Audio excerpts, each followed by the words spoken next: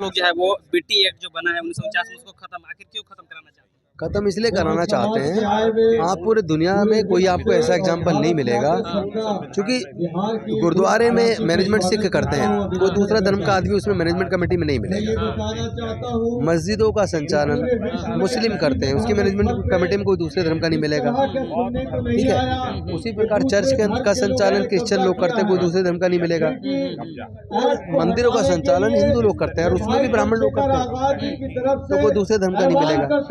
तो फिर बौद्धों के इस आस्था के केंद्र में, जिसमें पूरे दुनिया के बौद्धों की आस्था है, बौद्ध गया जहाँ तथागत बुद्ध को ज्ञान की प्राप्ति हुई, उस महाबोधि टेम्पल में 8 में से 4 मेंबर ब्राह्मण क्यों है?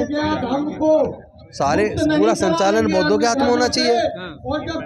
तो ये आंदोलन जो पहले भी हुआ है, उसकी मुक्ति का आंदोलन, और भंते सुरई ससई जी जो नागपुर वाले, उनके नेतृत्व में जो जापानी बनते हैं, और आज यहाँ मगध की राजधानी पाटलिपुत्र यानी पटना के इस मैदान में जो शुरुआत हुई है, ये पूरे देश के कोने कोने तक जाएगी। हम खुद इसको पूरे देश के कोने कोने में लेके जाएंगे, और चूंकि हम लोगों को एहसास करा रहे हैं SC ST OBC के लोगों को कि हमारे पूर्वज बौद्ध थे और हमारे पूर्वज वैज्ञानिक दृष्टिकोण को मानते थे, अंधविश्वास पाखंडवाद को नहीं मानते थे। बहुत जल्द हम ये बताने में कामयाब हो जाएंगे, और हमारा पूरा बहुजन समाज अपने बुजुर्गों की सांस्कृतिक विरासत में बुद्ध के धर्म में घर वापसी करेगा। और चूंकि हमारी वोट से देश की सारी सरकारें बनी है और उन्हें हमारी वोट चाहिएगी, तो 1 मिनट के अंदर वो अध्यादेश ला के इस कानून को बदल देंगे और पूरा महाबोधि टेम्पल बौद्धों को सौंप देंगे। उसके बाद जो सरकार बनेगी वो एक अमेंडमेंट बिल लेके आएगी, और ये अमेंडमेंट BT एक्ट जो अमेंड हो जाएगा, और ये समस्या का समाधान हो जाएगा। थोड़े समय का संघर्ष और है अभी, और निश्चित तौर पर हम इसमें सफल होंगे। क्या लगता है सर कि इस आंदोलन के बाद सरकारें सुनेगी? आज कैसे तो नहीं सुनेंगी, कोई 2-4 हज़ार 5 हज़ार 10 हज़ार लोग 50 हज़ार लोग इकट्ठा होने से नहीं सुनेंगे, 1 लाख लोग के इकट्ठा होने से नहीं सुनेंगी।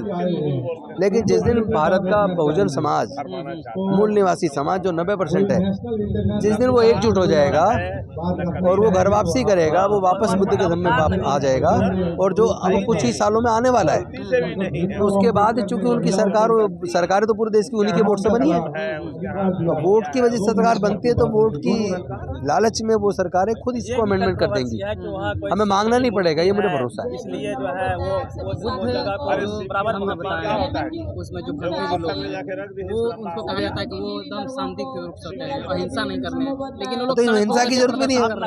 नहीं, प्रदर्शन करना अलग चीज है, हिंसा करना अलग चीज है। हम हिंसा नहीं करते, हम हिंसा को बढ़ावा भी नहीं देंगे। हमें पता है हम शांति से अगर एकजुट ही हो गए, केवल सिर्फ एकजुट होना भी एकजुट नहीं हुए ना, उसका प्रयास जारी है।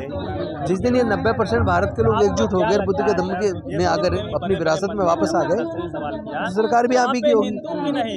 फिर मांगना किससे है? धरने प्रदर्शन की जरूरत क्या है? खुद बना लेंगे। ब्राह्मणों को हटाने की बात हो रही है, ब्राह्मणों से दिक्कत है। देखिए, हमें हमारे महाबोधि टेम्पल में ब्राह्मण क्यों? ब्राह्मणों से दिक्कत नहीं है। तो एक्ट किसने बनाया? किसी और, जो भारत में और भी मंदिर है ना जहाँ अरबों खरबों पर चढ़ावा चढ़ता है, वहाँ बाकी धर्म के लोगों को क्यों नहीं मैनेजमेंट कमेटी में रखते? रख दो वहाँ भी, जो अभी राम मंदिर ट्रस्ट बना उसमें रख दो ना। क्रिश्चियन को रोक दो, मुस्लिम को रोक दो, बौद्धों को रोक दो, ईसाइयों को रोक दो, फिर हम मान लेंगे। मतलब तुम नहीं रखोगे, हमारे यहाँ चलाए रखोगे, इसमें तो क्यों रखोगे भाई? नहीं रहने देंगे हम।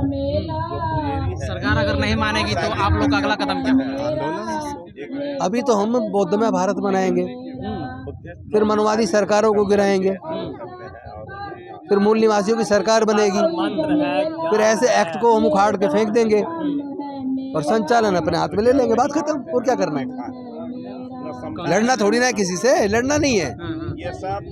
और वैसे भी मांगने से कोई हक नहीं मिलता, मांगने से भीख मिलती है। और बाबा साहेब हमें सिखा के गए, अपना हक छीन लेना है, हम छीन लेंगे। हमारे में ताकत होगी तो छीन लेंगे, तो अभी ताकत बना रहे हैं, कुछ साल इंतजार करो। कांग्रेस में गए हैं सर आप, क्या लगता है कि कांग्रेस साथ देगी? देखिए, कोई भी राजनीतिक पार्टी जिसको भारत में शासन करना है, उसको जाति जनगणना करानी ही होगी, उसको SC ST OBC माइनॉरिटी को उनका हक देना पड़ेगा। सर्वोच्च न्यायालय में भी, उच्च न्यायालय में भी, संवैधानिक संस्थाओं में भी, उद्योगों में भी, व्यापार में भी, प्राकृतिक संसाधनों में भी ये लड़ाई हिस्सेदारी भागीदारी की है। अगर राहुल गांधी जाति जनगणना की बात ना कर रहे होते, संविधान बचाने की बात ना कर रहे होते, बहुजनों की हिस्सेदारी भागीदारी की बात ना कर रहे होते, जो बात कभी हमारे महापुरुष करते थे, तो मैं फिर कांग्रेस में नहीं जाता। तो कांग्रेस के जब नेता इस बात को कर रहे हैं तो कांग्रेस को मानना पड़ेगा, आज नहीं तो कल। बाबा साहब कहते थे एक सांप ना थे, एक नाग ना था। देखिए, बाबा साहेब जिस समय कहते थे उन्होंने तो ये भी कहा था कि कांग्रेस जो उसमें चवन्नी के भी वर्कर नहीं बनना, लेकिन कब कहा था? जिस वक्त कहा था उस वक्त कोई दूसरी पार्टी थी ही नहीं, और वो उस वक्त की जो कांग्रेस के जो लोग थे उसमें ब्राह्मणवादियों का कब्जा था, वो बहुजनों को हिस्सेदारी नहीं देना चाहती थी। लेकिन आज की कांग्रेस में तो बहुजनों की हिस्सेदारी भागीदारी की बात हो रही है, आज के कांग्रेस में तो जाति जनगणना की बात हो रही है।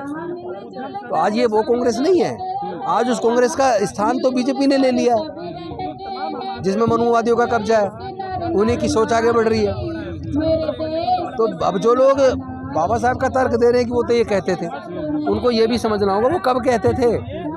आज वो कांग्रेस उस वक्त की नहीं है, आज उस वक्त की कांग्रेस तो भाजपा बन चुकी है। आज की जो कांग्रेस है उसने तो जो कांसीराम साहब के जो शब्द होते थे, कर्पूरी ठाकुर के जो शब्द होते थे, रामस्वरूप वर्मा जी के जो शब्द होते थे, ललित सिंह यादव जी के शब्द जो होते थे, जगदीश बाबू कुशवाहा के जो शब्द होते थे, आज की कांग्रेस तो उसको लागू करने की बात कर रही है।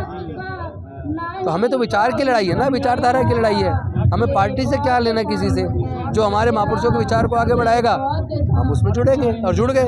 आपकी पार्टी पर यह भी आरोप लग रहा है सर कि सिर्फ चुनाव में संविधान याद आता है, बाकी आरक्षण खत्म किया जाता है। भाई अगर केवल चुनाव के लिए याद करेंगे तो आगे खत्म हो जाएंगे, और अगर लागू करेंगे तो आगे बढ़ेंगे, मजबूत होंगे। सीधी सी बात है, इसमें कोई लंबा चौड़ी कहानी नहीं है कहने की। चलिए, बहुत बहुत धन्यवाद सर, शुक्रिया।